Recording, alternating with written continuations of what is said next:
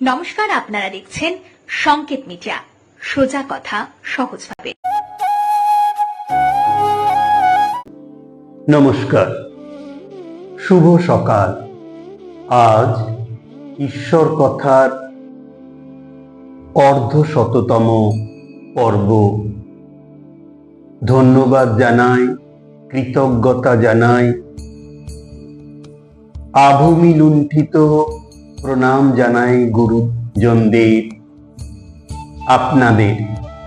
আপনাদের সহযোগিতায়, আপনাদের আশীর্বাদ নিয়ে আমাদের পথ চলা শুরু হয়েছিল।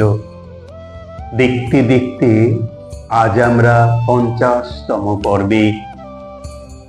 আগামী দিনেও আমাদের চলার পথে আপনাদের সহযোগিতা, আপনাদের আশীর্বাদ আমাদের পাথেয় হয়ে থাকবে। ঈশ্বর কথার উদ্দেশ্য ঈশ্বরের আলোচনা। পৃথিবীতে যেসব অবতার পুরুষ অবতীর্ণ হয়েছেন আমাদেরকে উদ্ধার করতে, তাদের কথা পড়ে, তাদের কথা স্মরণ করে আমাদের প্রত্যেক দিনকার চলার যে জীবন, সেই জীবনে যদি কোথাও একটু আনন্দ দিতে পারি, তাহলেই হয়তো আমাদের এই ঈশ্বর কথার সার্থকতা। আজ ঈশ্বর কথা 50তম পর্বে শ্রী শ্রী মায়ের কথা। জননী শারদাং দেবী রামকৃষ্ণম জগদ্গুরুম পাদপদ্মে ত্রসিতা প্রণমামি মুহুর্মুহু।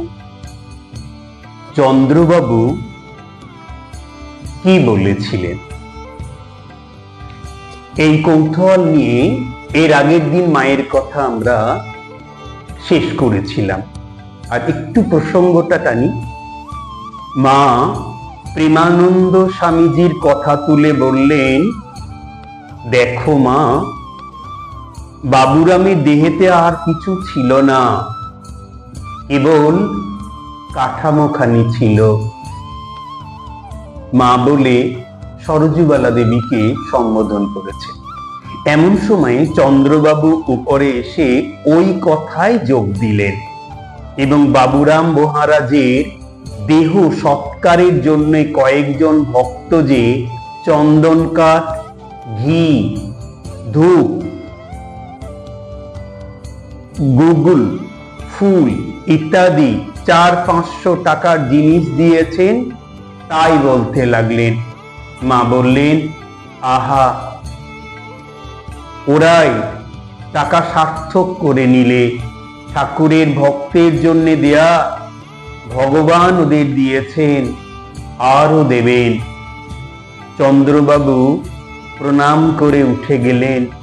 মা বলতে লাগলেন, শোনো মা, যত বড় মহাপুরুষই হোক, দেহ ধারণ করে এলে দেহের ভোগটি সবই নিতে হয়।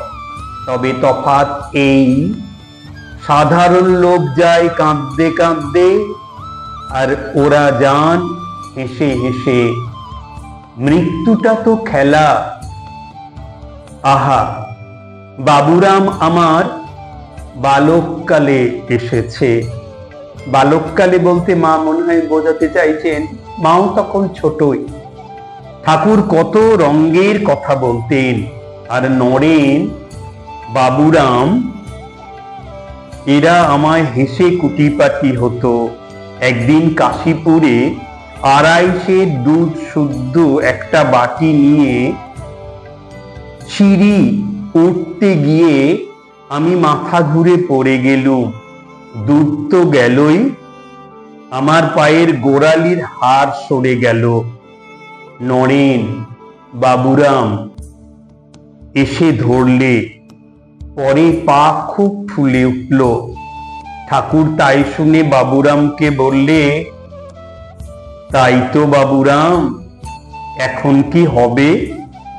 উপরের ঘরে গিয়ে তাকে খাইয়ে আসতো। খাওয়ার উপায় কি হবে, কে আমায় খাওয়াবে? তখন তিনি মণ্ড খেতেন। মা মণ্ড তৈরি করে উপরের ঘরে গিয়ে ঠাকুরকে খাইয়ে আসতেন। আমি তখন নখ করতুম, তাই বাবুরামকে নাক দেখিয়ে হাতটি ঘুরিয়ে ঘুরিয়ে ঠাড়ে ঠোরে বলছেন, ও বাবুরাম, ওই যে ওকে তুই ঝুড়ি করে মাথায় তুলে এখানে নিয়ে আসতে পারিস? ঠাকুরের কথা শুনে নড়েন। বাবুরাম তো এসে খুন।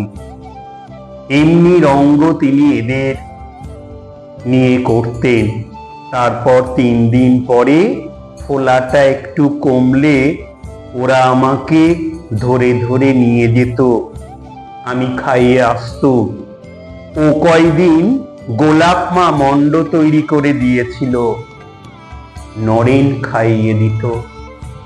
বাবুরাম তার মাকে বলতো, তুমি আমাকে কি ভালোবাসো, ঠাকুর আমাদের যেমন ভালোবাসেন তুমি তেমন ভালোবাসতে জানো না।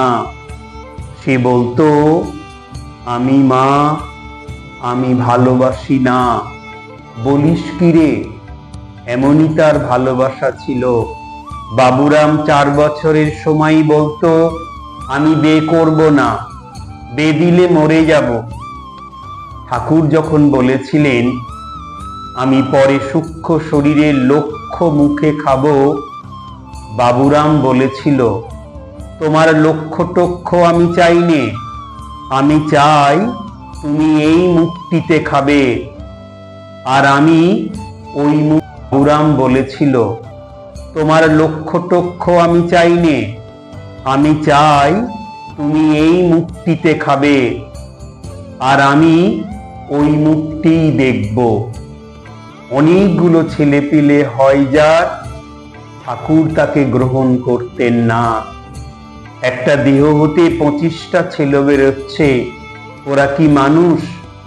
সংযম নেই, কিছু নেই, যেন পশু। গোলাপ মার অসুখ আজ একটু কম। কি ঔষধ দিয়ে ডোজ দেয়া হয়েছে? সরলা এসে বললেন, ডাক্তার বিপিন বাবু বলেছেন 3 মাস লাগবে সারতে। মা বললেন, রক্ত আমাশয় কি সোজা ব্যাপার? তা লাগবে বই কি। ঠাকুরের অমনি আমের ধাত ছিল।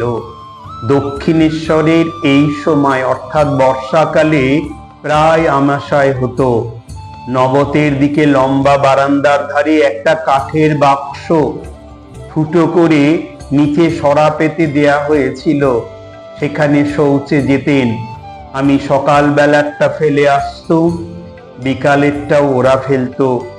সেই সময় একটি মেয়ে আসে, বললে কাশিতে থাকে। সে প্রদীপের শীষে আঙুল তাকিয়ে প্রত্যহ ঠিক 21 বার করে তাপ দিতে মলদারের ফুলো টনটনানি কমে গেল। আমি তখন ভাবতুম, একই আমাশয়, তাতে গরম সেক বেড়েই না যায়। কিন্তু বাড়ল না, সেরে গেল। সেই মেয়েটিকেই আমাকে সে বাড়ি থেকে নবতে নিয়ে এসেছিল। সে বাড়ি বলতে দক্ষিণেশ্বরে, গ্রামের ভিতর। এখন যেখানে ঠাকুরের ভাতুষপুত্র রামলাল দাদার বাড়ি হয়েছে, তার পাশেই তখন শ্রী শ্রী মায়ের বসবাসের জন্য কুড়ে ঘর ছিল। হৃদয়ের দ্বিতীয় পক্ষের পরিবারও সেইখানে থাকতেন। তো সেখান থেকে নবতে নিয়ে এসেছিল। বলল, মা, তার এমন অসুখ, আর তুমি এখানে থাকবে? আমি বললুম, কি করব, ভাগ্নে বউটি একা থাকবে? হৃদয় সেখানে ঠাকুরের কাছে রয়েছে। আর কি মা বলেছিল, সেসব কথা নিয়ে পরের মায়ের কথার পর্বে আবার আমরা আলোচনা করব। আজ এই পর্যন্তই। শ্রী শ্রী মায়ের আশীর্বাদী হাত আপনাদের মাথায় পড়ুক। খুব ভালো থাকুন, আনন্দে থাকুন। আগামী 51তম পর্বে ঈশ্বর কথায় রামকৃষ্ণ কথামৃত থেকে পাঠ। নমস্কার। Subscribe our channel. Press the bell icon.